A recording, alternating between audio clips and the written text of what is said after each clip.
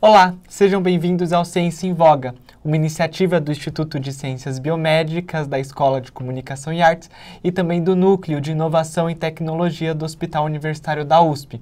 Eu sou Arthur Cantanzaro, host deste programa e também neurocientista. Olá, eu sou Ana Maria Orellana, farmacêutica, neurocientista e co-host do Ciência em Voga. Bom, hoje nós vamos conversar com ela, que é pesquisadora do Instituto do Cérebro do Hospital Israelita Albert Einstein, professora titular do Programa Acadêmico em Ciências da Saúde da mesma instituição. Foi a primeira fellow do Mind and Life Institute, nomeada na América Latina. Possui graduação em Biologia aqui pela Universidade de São Paulo, fez a sua pós-graduação na Universidade Federal de São Paulo e, atualmente, a linha de pesquisa dela está relacionada com possíveis intervenções, como, por exemplo, meditação e yoga, dentre outras, que promovam bem-estar, saúde mental e melhora cognitiva. A nossa entrevistada também participou de diálogos com o Dalai Lama na interface entre efeitos de práticas contemplativas para a saúde. Hoje nós temos o prazer de receber a doutora Elisa Kozaza. Muito bem-vinda, doutora Elisa. Obrigada, Ana, Arthur, pelo convite. Sempre é um prazer a gente poder estar junto de gente que fala de ciência. Exatamente. Muito bom, muito obrigada por aceitar o nosso convite. Elisa, então vamos começar. Elisa, vamos pensar no contexto que a gente está. A gente está em São Paulo, numa metrópole super agitada. E sabemos que viver em São Paulo demanda desafio, demanda desgaste. E eu queria saber um pouquinho sobre como que a meditação, né? Você pode explicar primeiro o que é a meditação e como que a meditação ou outras técnicas que a gente pode fazer para o bem-estar podem ajudar as pessoas a encontrar um equilíbrio emocional, a lidar com essa falta de controle, essa pressão constante nesse ambiente tão caótico. Muito bem. Eu acho que uma das coisas importantes da gente notar é que o ambiente é caótico e nem todas as pessoas conseguem sair com alguma regularidade desse caos, do tipo, sei lá, ir para a mata, ir para a praia, né, e poder descansar. Isso hoje em dia é um luxo para muitas pessoas. Então, o que a gente pode fazer aqui dentro desse caos para tentar conseguir um pouco mais de qualidade de vida? Fazer atividade física numa academia, né? Ou ir aos parques que existem na cidade, né? Eu acho que outra coisa interessante é o tempo que você pode dedicar à família, aos filhos, os passeios. Eu acho que tudo isso, estar com os amigos também, tudo isso pode então ser estratégias para a pessoa lidar com o estresse do cotidiano. Uma outra estratégia que eu gostaria de propor também é das pessoas tentarem fazer práticas, as chamadas práticas contemplativas, como o yoga, o tai chi chuan e a meditação. Então, qual a vantagem de fazer essas práticas? Bom, em especial a meditação, se a gente for focar nesse tema, a vantagem é que você pode fazer sentado na sua cadeira em casa ou durante o trajeto do ônibus, né? Porque basicamente consiste em você prestar atenção em você mesmo. Pode ser na sua respiração, pode ser nas sensações do corpo, observar os pensamentos, como eles estão surgindo a cada momento, sem se deixar arrastar por eles, né? Então, existem técnicas diversas que podem ajudar as pessoas, então, primeiro a entrar num lindo caminho de autoconhecimento e, ao mesmo tempo, de encontrar um pouco mais de habilidade de regulação emocional e de conseguir mais serenidade. Perfeito. Elisa, para mim parece um pouco complicado, porque hoje em dia os jovens, a gente está muito conectado com essa coisa de internet, rede social e tudo isso, é muita agilidade, né? Então o dia todo a mente fica muito acelerada, tá o tempo todo, passa uma informação, passa outra. E parece complicado frear os pensamentos para prestar atenção no corpo. Uhum. Então, existe alguma técnica, alguma forma de tentar tranquilizar, ou alguma dessas estratégias, como por exemplo a yoga, que vai ter exercícios associados, ou o tai chi, que ajudem mais essa sociedade ocidentalizada a conseguir Talvez ter uma benefício? pessoa mais agitada, né, precise fazer uma atividade física para depois sentar para fazer uma prática de meditação. Ou fazer, inclusive o yoga, né, o Hatha Yoga, pelo menos, ele é delineado um passo a passo que vai trabalhar com o físico, com o respiratório, antes de chegar na meditação propriamente dita. Mas vamos entender que essas práticas, justamente por causa da nossa aceleração, são um antídoto para esse excesso de aceleração. E as práticas, principalmente para quem está iniciando, elas não precisam sequer ser muito longas. Se vocês quiserem, a gente pode até fazer uma prática breve de 3, 4 minutos, que é o tempo suficiente para a pessoa já perceber esse processo de desaceleração e de bem-estar começando a se instalar, né?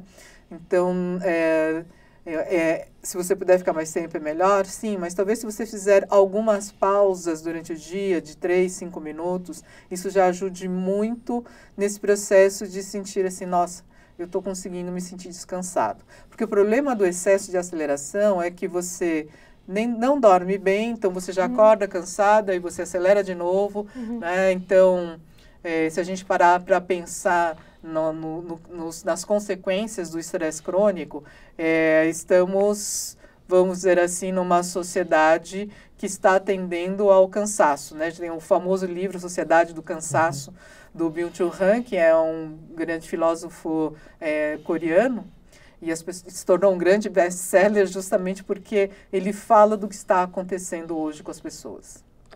Certo. Você tem comentado agora sobre a meditação e eu queria saber se eu estou entendendo certo. A meditação, então, seria um estado meio que platô após essa desaceleração do corpo? Então, vamos lá. A prática meditativa, a técnica, é a que vai te levar a essa desaceleração física e mental. Tá. Né? Agora, o estado meditativo é justamente esse estado em que a pessoa se percebe mais calmo, mais sereno, com a mente mais atenta, com a mente mais vivacidade e clareza mental. Né? Tá. E quais os benefícios para o cérebro humano dessas práticas? É muito interessante, né? Porque hoje mesmo o pessoal lá de mídias lá do Einstein estava me perguntando sobre um artigo que falava, por exemplo, sobre práticas de meditação para manejo de dor crônica. Saiu um estudo mostrando que existe... Antigamente o pessoal achava assim, a meditação funciona porque é igual placebo. E esse estudo, né, que está sendo publicado na Biological Psychiatry, está justamente mostrando que não. Existem mecanismos que são diferentes do placebo e cujos efeitos parecem ser melhores que o de um placebo para a redução da percepção de dor. Né? Então, isso é uma das áreas. O outro ponto também é a redução de sintomas de estresse, sintomas de ansiedade, melhora de sintomas de depressão, em especial se associados à terapia cognitivo-comportamental. Então, existe aí a terceira onda da terapia cognitivo-comportamental, que se associa a práticas como mindfulness, né? Que são estilos de práticas, vamos assim chamar de meditativas, que vão ajudar, então, a pessoa a desenvolver estratégias para lidar com seus problemas de saúde mental. Legal. Já que você falou de saúde mental, vou pegar esse gancho. A gente vive numa época que a gente fala muito de depressão, de ansiedade, inclusive em crianças, de suicídio entre jovens. Eu queria perguntar se já tem algumas pesquisas nessa área ou se algumas pesquisas que você tem feito têm mostrado práticas de meditação e yoga, se isso tem impactado no cérebro e ajuda a prevenir ou tratar esses estados. Certo. Então, existem diferentes estudos, né, sobre o cérebro e a meditação, dentre eles alguns estudos que nós fizemos, em especial melhora da atenção, né, a gente percebe essa diferença. Tem um estudo que a gente fez transversal, comparando o cérebro de mulheres idosas, que não praticam yoga, e mulheres que praticaram yoga há pelo menos 8 anos. E existe uma diferença na espessura do córtex cerebral em áreas de atenção, e de memória operacional. Bom, a gente não fez um estudo longitudinal, né? A gente pegou as pessoas num dado momento, tá? E fez essa comparação. O pareamento foi muito bem feito, né? Apesar de que a gente sabe que o ideal para a gente ver se uma intervenção funciona é que fosse um pré e pós. Mas vendo esse recorte, tá? Depois de 8 anos de prática, comparado a um outro grupo que tinha também alto nível de escolaridade, né? Os 2 grupos de mulheres tinham um nível superior. A gente sabe que o que protege o cérebro, mais protege o cérebro são os anos de escolaridade. Então, até quando a gente começou a receber os voluntários, eu pensei, a gente não vai ver diferença nenhuma, né? Porque eram mulheres muito ativas, com independência nas atividades diárias, não tinham depressão e outras coisas. Mas mesmo assim, a gente viu diferenças na espessura do córtex cerebral. E essa foi uma colaboração que a gente teve de um laboratório da Harvard, que trabalha também com meditação e estudos em cérebro. Olha que interessante. Qual a frequência que essas pessoas praticam? Elas praticavam yoga pelo menos 3 vezes por semana. A gente se matricula amanhã. Amanda! Porque hoje não dá tempo. Já, né? A gente já veio tarde. Mas, enfim, tudo isso para a gente dizer que essas práticas que basicamente são antídotos ao estresse, talvez esse seja o principal mecanismo do porquê eles fazem tão bem. Por que preservam o cérebro, por que promovem essa sensação, essa percepção de bem-estar. Legal. Você perguntou? Eu tenho... você falou assim sobre isso, e aí me veio uma dúvida sobre essa questão da gente fazer yoga, meditação guiado sozinho, né? Você acha mais eficaz a gente fazer guiada sozinho? E também eu tenho outra pergunta para ir junto com essa. Com essa popularização de aplicativo, de coisas virtuais para a gente praticar essas práticas, você acha que tem o mesmo benefício ou seria melhor também fazer presencial, fazer com uma instrução? Eu vejo que se você faz presencial, você tem uma possibilidade de uma progressão, né? Com, vamos dizer assim, no decorrer dos anos, sendo acompanhado por uma pessoa mais experiente, enfim, né?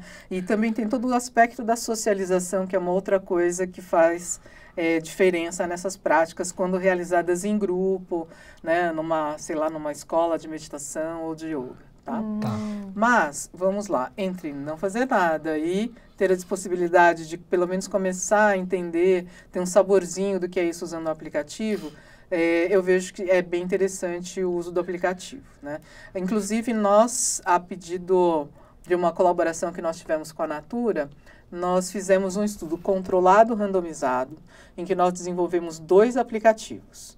Um aplicativo, vamos assim chamar, de mindfulness, que estimulava as pessoas a prestar atenção no que elas estavam fazendo no momento presente, versus um outro aplicativo mais completo, no sentido que tinha estratégias de redução de estresse, relaxamento, meditação, alguns conceitos da psicologia positiva. Então, a gente fez um estudo controlado, randomizado, que depois de 2 meses terminou com quase 300 pessoas no estudo.